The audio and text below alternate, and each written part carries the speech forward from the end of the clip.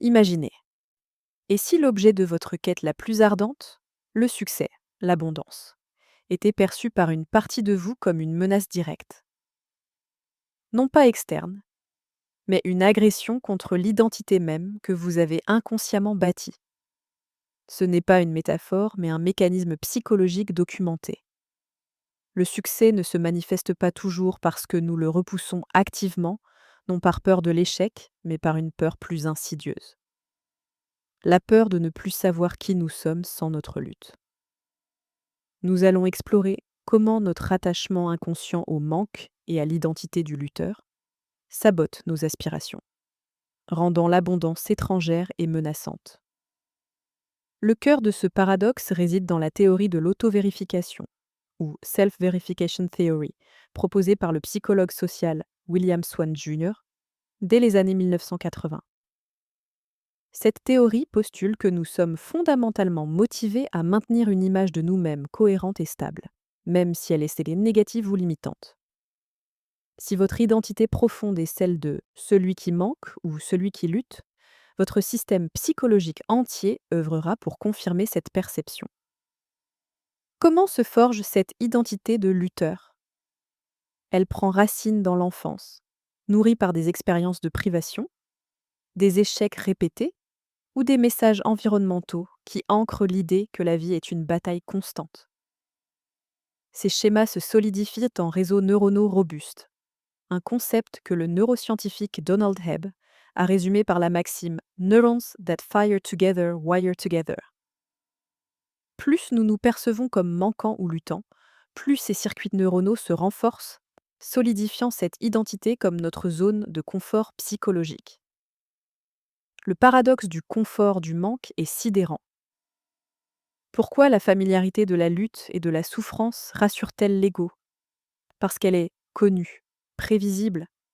Elle confère une identité, même douloureuse. L'abondance, le succès facile, la fluidité des événements deviennent des anomalies.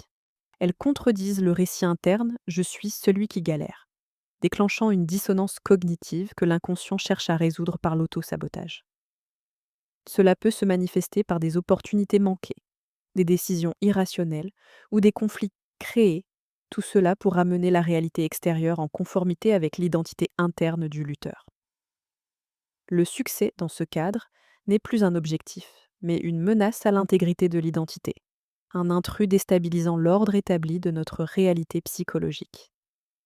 Pour déconstruire cette identité limitante, nous allons pratiquer une technique de désidentification et de réécriture narrative.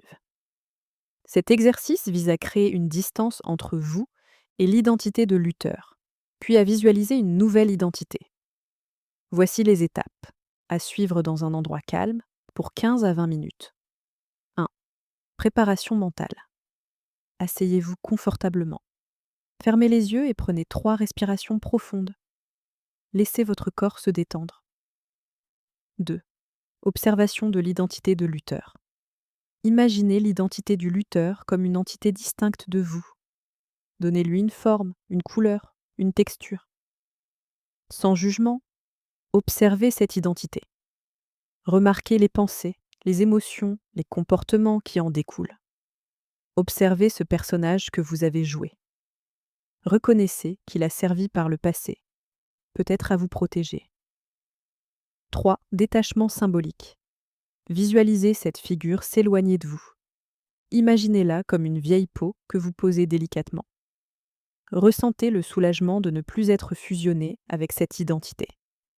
Remarquez l'espace vide qu'elle laisse, non comme un manque, mais comme une opportunité.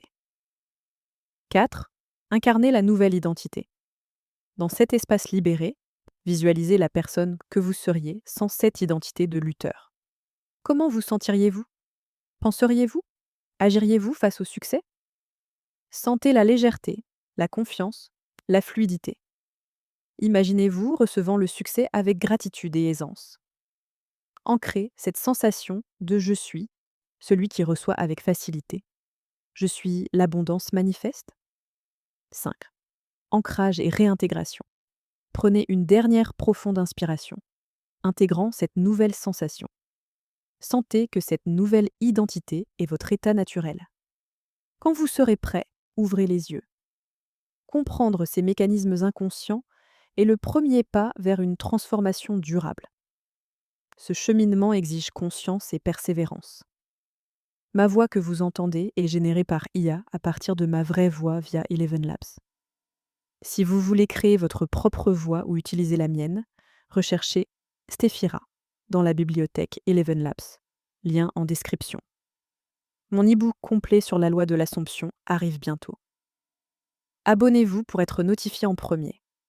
C'est une ressource conçue pour être votre guide pratique et détaillé vers l'intégration de ces principes.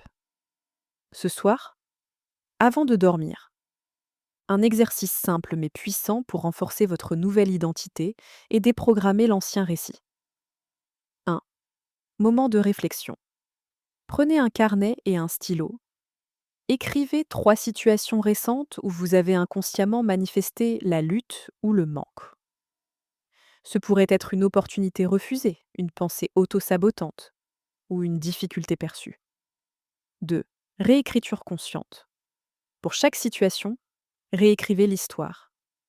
Imaginez comment l'individu que vous devenez, celui qui accueille l'abondance avec aisance, aurait perçu et agi.